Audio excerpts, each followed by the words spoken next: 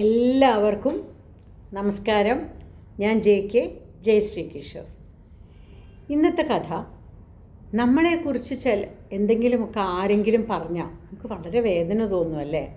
അതായത് കുറ്റം പറഞ്ഞാൽ, നല്ലത് പറഞ്ഞാൽ കുഴപ്പമില്ല, പക്ഷെ നല്ലത് കേൾക്കാൻ വളരെ ബുദ്ധിമുട്ടാണ് അല്ലേ? അപ്പോൾ എന്തെങ്കിലുമൊക്കെ മോശമായിട്ട് കേട്ടാൽ നമ്മൾക്ക് ഒരുപാട് സങ്കടം തോന്നും. ഇനി നമ്മളെപ്പറ്റി ഇല്ലാത്തതാണ് പറയുന്നതെങ്കിലോ, ഇല്ലാത്തൊരു കാര്യം കൂടിയാണെങ്കിൽ നമുക്ക് ഭയങ്കര സങ്കടമായിരിക്കും. സങ്കടം മാത്രമല്ല, നമുക്ക് സങ്കടമായിരിക്കും, ദേഷ്യമായിരിക്കും. ഇനി അയാളെ കണ്ടിട്ടുണ്ടെങ്കിലോ അയാളുടെ അടുത്ത് 4 വർത്തമാനം പറയണമെന്ന് വരെ നമ്മൾ വിചാരിക്കും അല്ലേ? അപ്പോൾ അതിനെ ബേസ് ചെയ്തിട്ടുള്ളതാണ് ഇന്നത്തെ കഥ. ഈ കഥ കേട്ടാൽ കുറച്ച് സമാധാനമാവും. കാരണം നമ്മളെപ്പറ്റി ആരെങ്കിലും ഇല്ലാത്തത് പറയുകയാണെങ്കിൽ പറഞ്ഞോട്ടെ എന്ന് വിചാരിക്കും. അങ്ങനത്തെ ഒരു കഥയാണത്. അതായത് പണ്ട് ഒരു ബ്രാഹ്മണൻ ഉണ്ടായിരുന്നു. ഈ ബ്രാഹ്മണൻ എന്താണെന്ന് വെച്ചിട്ടുണ്ടെങ്കിൽ അത്യാവശ്യം എന്താ പറയുക, തൻ്റെ ബ്രാഹ്മണത്വം വിട്ടിട്ട് ചില കാര്യങ്ങളൊക്കെ ചെയ്യുന്ന ആളായിരുന്നു. കാരണം ബ്രാഹ്മണൻ എന്ന് പറയുന്നത് എന്താണ്? ബ്രഹ്മത്തെ അറിഞ്ഞവനാണ് ബ്രാഹ്മണൻ. ബ്രാഹ്മണൻ എന്ന പദത്തിന് അർഹനായവർക്കേ ബ്രാഹ്മണനാവാൻ പറ്റുള്ളൂ അല്ലേ? അതേപോലെ ചില ക്വാളിറ്റീസൊക്കെ വേണം ബ്രാഹ്മണനാവണമെങ്കിൽ. അപ്പോൾ അത് ജന്മം കൊണ്ട് പറ്റില്ല, അത് നമ്മുടെ കർമ്മം കൊണ്ടേ പറ്റുള്ളൂ.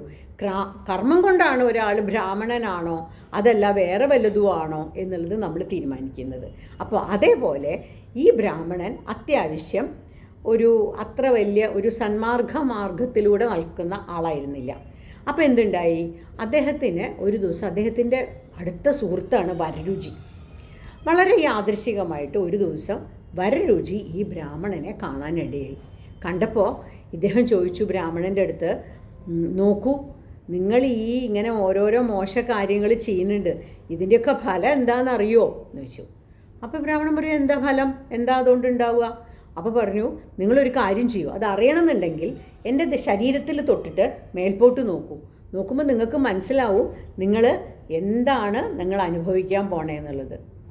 ശരി, ഇദ്ദേഹം എന്ത് ചെയ്തു? ഈ ബ്രാഹ്മണൻ വരരുചിയുടെ ശരീരത്തിൽ തൊട്ടിട്ട് മുകളിലേക്ക് നോക്കിയപ്പോൾ എന്താ?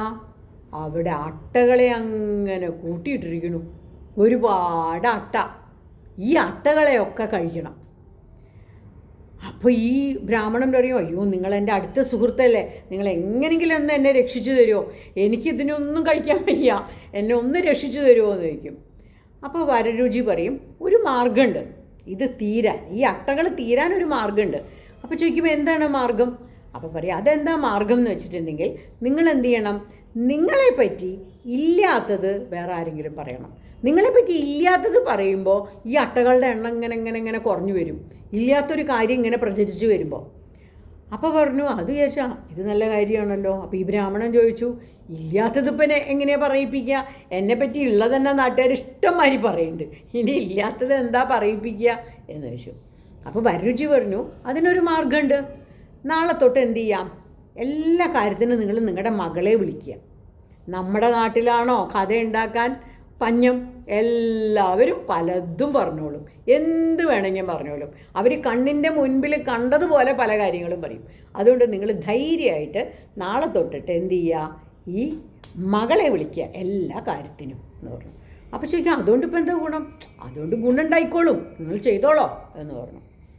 അങ്ങനെ പിറ്റേന്ന് തൊട്ടിട്ട് ഈ ബ്രാഹ്മണൻ എല്ലാ ആവശ്യത്തിനും മകളെ വിളിക്കും. ഒരു ഗ്ലാസ് വെള്ളം വേണമെങ്കിൽ മകൾ കൊണ്ടു കൊടുക്കണം. അദ്ദേഹത്തിൻ്റെ കൂടെ കാളവണ്ടിയിൽ കയറണമെങ്കിൽ മകളുടെ കൈ പിടിച്ചിട്ടേ അയാൾ കാളവണ്ടിയിലേക്ക് കയറുള്ളൂ. എവിടേക്കെങ്കിലും പോകണം എന്നുണ്ടെങ്കിൽ ഈ മകളെയും കൂട്ടി പോവും. അങ്ങനെ എല്ലാത്തിനും ഈ മകൾ വേണം, മകളുടെ കൈയും പിടിച്ചിട്ടേ ഇയാൾ നടക്കുള്ളൂ. അങ്ങനെ വന്നപ്പോൾ കുറച്ച് കഴിഞ്ഞപ്പോൾ നമ്മുടെ നാട്ടുകാരല്ലേ, അവർ പറയാൻ തുടങ്ങി. എന്ത് പറയാൻ തുടങ്ങി? ആ ബ്രാഹ്മണനെ ഇത്രയും കാലം കാണിച്ച തോന്നിയാസം ഒന്നും പോരാ, ഇപ്പം എന്തായാലും ചെയ്യണേ, സ്വന്തം മോളെ വെച്ചോണ്ടായിരിക്കണേ. കണ്ടില്ലേ, എല്ലാ ആവശ്യത്തിനും ഇപ്പം മകളെ വിളിക്കുക. ഇതങ്ങനെ നാട്ടിൽ പാട്ടാവാൻ തുടങ്ങി. ആൾക്കാരിങ്ങനെ പറയാൻ തുടങ്ങി, കണ്ടില്ലേ അയാൾ അങ്ങനെയാണ് എന്നുള്ള കാര്യം. ഇതിങ്ങനെ പറഞ്ഞു വരും തോറും എന്തുണ്ടായി? ഇയാളുടെ അട്ടകളുടെ എണ്ണം കുറഞ്ഞു വരാൻ തുടങ്ങി. ഒരു ദിവസം വരരുചി ഇങ്ങനെ വീട്ടിലിരിക്കുകയായിരുന്നു, എന്തോ ചെയ്തുകൊണ്ട് വീട്ടിലിരിക്കുക, ഉമ്മരത്ത് ഇങ്ങനെ ഇരുന്ന് നോക്കുമ്പോൾ അദ്ദേഹത്തിൻ്റെ ഭാര്യ വന്നു അടുക്കളയിൽ നിന്ന്. ഭാര്യ വന്നിട്ട് അന്തർജനം പറഞ്ഞു, അല്ല, നിങ്ങളൊരു കാര്യം അറിഞ്ഞോ? അപ്പോൾ വരരുചി ചോദിച്ചു, എന്താ? അപ്പോൾ നിങ്ങളുടെ ഒരു സുഹൃത്തില്ലേ, ഇന്ന ആൾ ഇന്ന മനക്കിലെ ആ ബ്രാഹ്മണനുണ്ടല്ലോ, ആ തിരുമേനി, അയാൾ എന്താ അറിയോ ചെയ്യണത്? അയാൾ സ്വന്തം മകളെയാണ് വെച്ചുകൊണ്ടിരിക്കണേന്ന്. അപ്പോൾ വരരുചി പറഞ്ഞു, കഷ്ടം, അവസാനത്തെ ഒരു അട്ടയുണ്ടായിരുന്നു, ആ അട്ട നിനക്ക് ഇരിക്കട്ടെ എന്ന് പറഞ്ഞു. ഇതാണ് കഥ. അതായത് നമ്മൾ ചെയ്യാത്ത കാര്യങ്ങൾ ആൾക്കാർ നമ്മൾ ചെയ്തു എന്നുള്ള രീതിയിൽ പറയുമ്പോൾ എന്തുണ്ടാവും? നമ്മുടെ പാപങ്ങൾ കുറഞ്ഞു വരുത്രേ. ഇതൊരു കഥയാണ്, എന്നാലും ഇത് ചിന്തനീയമല്ലേ?